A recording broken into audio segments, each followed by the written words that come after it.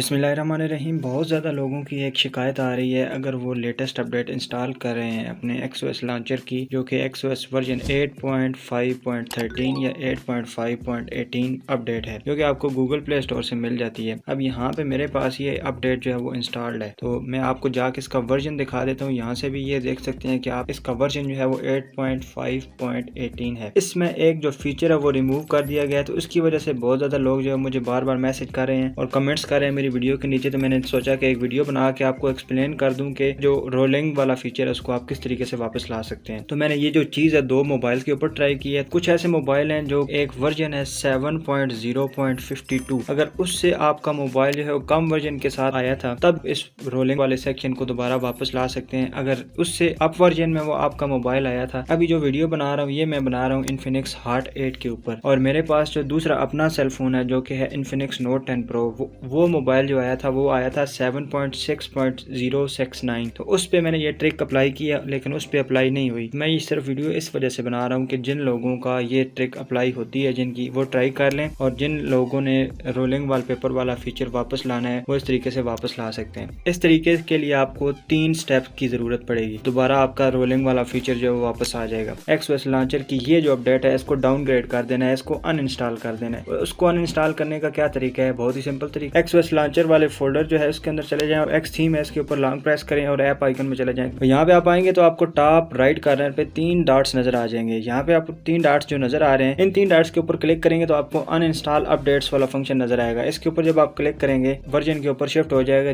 जब आपने मोबाइल को डब्बे से निकाला था तो जिस वर्जन के साथ ये तब आया था, अभी देख सकते हैं कि वो वर्जन 3.12.0.48 था इस मोबाइल के ऊपर।